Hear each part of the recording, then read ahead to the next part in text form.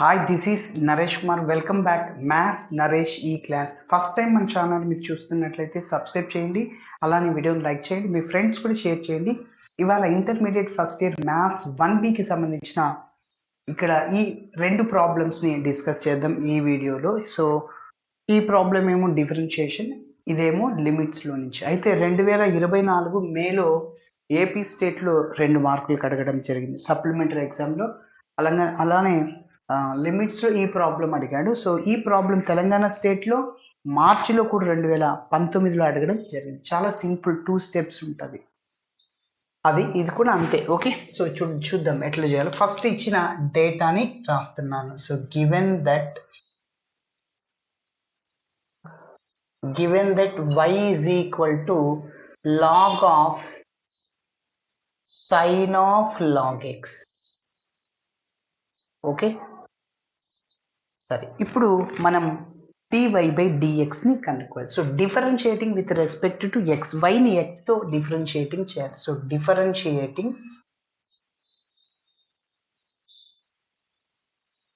Differentiating with respect to x on both sides. x తో differentiating చేస్తున్నా. Okay, so y ని x తో differentiating చేస్తే dy by dx is equal to d by dx of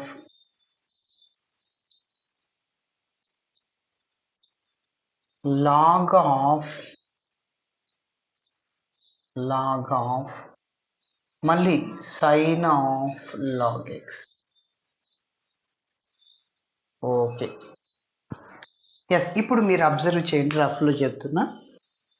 so log x యొక్క differentiation dy by dx of log x, log x యొక్క differentiation 1/x. ఇది మనకు తెలుసు. అయితే చూడండి, ఇక్కడ d by dx of log of sin of log x. Okay, ఇప్పుడు మీరు అబ్జర్వ్ చేస్తే దీని అంతటిని డిఫరెన్షియేటింగ్ చేయాలి. సో దీని అంతటిని నేను ఎక్స్ లాగా అనుకుంటున్నాను. ఎందుకు? లాగ్ ఆఫ్ సైన్ లాగ్ ఎక్స్కి ఫార్ములా లేదు.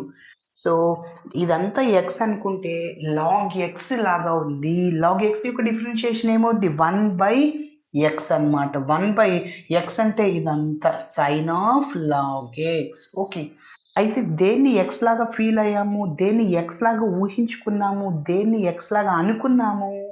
Sign of log x. దానిని డిఫరెన్షియేటింగ్ చేయాలి. So d by dx of sin of log x. Yes, ఇంకా ఇది మనకు తెలుసు. మళ్ళీ ఇదంతా ఎక్స్ లాగా ఉంది. సైన్ ఆఫ్ లాగ్ ఎక్స్కి ఎక్కడ ఫార్ములా లేదు, డిఫరెన్షియేషన్. సైన్ ఎక్స్ ఉంది, కాస్ ఎక్స్ అవుద్ది. ఎస్, కాబట్టి మళ్ళీ దాన్ని ఎక్స్ అనుకున్నా, ఇది ఇట్లనే రాసేస్తూ వెళ్ళాలి. Sine of log x. చూడండి, ఎక్స్ అనుకోండి, ఇదంతా సైన్ ఎక్స్కి డిఫరెన్షియేషన్ కాస్ ఎక్స్ అవుద్ది. Cos of log x. మళ్ళీ దేన్ని ఎక్స్ అనుకున్నాము? లాగ్ ఎక్స్ని. సో లాగ్ ఎక్స్ని డిఫరెన్షియేటింగ్ చేయండి. 1/x అంతే, అయిపోయి. ఓకే, కాబట్టి ఇక్కడ క్లారిటీగా రాస్తున్నాను చూడండి. So that is equal to, ఇదంతా ఎక్స్ అనుకున్నాను, లాగ్ ఎక్స్కి 1/x అవుతుంది. 1/sin of log x. Again దేన్ని ఎక్స్ అనుకున్నాము? దీన్ని అంతటిని. ఎస్, సో దాన్ని డిఫరెన్షియేటింగ్ చేస్తున్నా. d by dx of sin of log x. Okay, మరి ఇది ఇలానే రాసేస్తున్నా. So that is equal to 1/sin of log x. Okay, సరే. ఇప్పుడు చూడండి, దీన్ని మళ్ళీ ఎక్స్ లాగా అని చెప్పాను కదా, sine of log x. Log x x అనుకోండి, సైన్ ఎక్స్కి డిఫరెన్షియేషన్ కాస్ ఎక్స్ అవుతుంది. దాన్ని ఎక్స్ లాగా అనుకున్నాం. ఎస్, మళ్ళీ దేన్ని ఎక్స్ లాగా అనుకున్నాం? దాన్ని డిఫరెన్షియేటింగ్ చేయాలిగా. So d by dx of log x. Yes, that is equal to 1/sin of log x. ఇది ఇలానే రాస్తున్నా. సో కాస్ ఎక్స్ని కూడా ఇలానే రాస్తున్నా. లాగ్ ఎక్స్ యొక్క డిఫరెన్షియేషన్ 1/x అయిపోయింది. ఓకే, సో ఫైనల్గా చూడండి, cos x divided by x into sine of log x. ఇది మన ఫైనల్ ఆన్సర్ dy/dx. ఓకే, ఇప్పుడు ఈ ప్రాబ్లమ్ని డిస్కస్ చేద్దాం.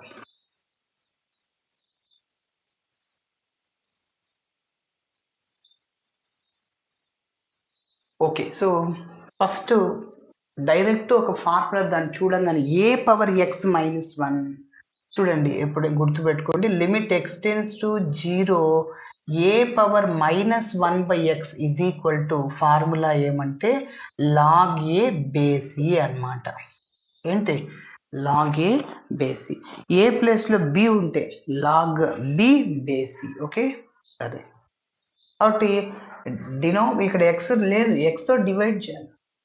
ఓకే, సో xతో డివైడ్ చేసేద్దాం. చూడండి, so limit x tends to 0 a⁻x-1/b⁻x-1 is equal to limit x tends to 0 a⁻x-1/x divided by b⁻x-1/x. Okay, so ఇప్పుడు మీరు అబ్జర్వ్ చేస్తే లిమిట్ అనేది రెండిటి వస్తుంది. సో ఈ టర్మ్కి రెండిటికి వస్తుంది. అది మల్టిప్లికేషన్లో ఉన్న, డివిజన్లో ఉన్న, అడిషన్లో ఉన్న, సబ్స్ట్రాక్షన్లో ఉన్న రెండిటికి వస్తుంది. For example limit x tends to 0 f(x/g)(x) ఇట్లా ఉందన్నమాట. ఇది f(x), ఇది g(x). అంటే లిమిట్ ఎక్స్టెన్స్ టు 0 f(x)కి వస్తుంది లిమిట్, అదేవిధంగా లిమిట్ ఎక్స్టెన్స్ టు 0 g(x) కూడా లిమిట్ వస్తుంది. ఓకే, అది మల్టిప్లికేషన్లో ఉన్న, అడిషన్లో ఉన్నా కూడా వస్తుంది. ఓకే సరే, డైరెక్ట్గా చూడండి, limit x tends to 0 a⁻x-1/x divided by limit x tends to 0 b⁻x-1/x. డైరెక్ట్గా ఫార్ములా ఏం చెప్పాను, log a base e divided మళ్ళీ log b బేస్ e. దీన్ని log a base e, log b base eని ఏం రాయొచ్చు అంటే log a బేస్ b అని రాయొచ్చు. ఓకే, సో గుర్తుంచుకోండి, log a base b. Yes, ఇది మన ఫైనల్ ఆన్సర్. నెక్స్ట్ ఇంకొక ప్రాబ్లం చూద్దాం. సో ఇదేం అడగలేదులేంటి, సో ఆ మోడల్కి సంబంధించిన ప్రాబ్లం కన్ఫ్యూజ్ లేకుండా చెప్తున్నాను. ఇక్కడ చూడండి, limit x tends to 0 a⁻x-1/x. So డైరెక్ట్గా formula log a base e అనమాట. ఓకే, అయితే ఏ పవర్లో ఉన్నప్పుడు గుర్తుంచుకోండి, ఇప్పుడు limit x tends to 0 e⁻x-1/x ఇలా ఉంటే దాని వాల్యూ 1 అని గుర్తుంచుకోండి, కన్ఫ్యూజ్ అవ్వద్దండి.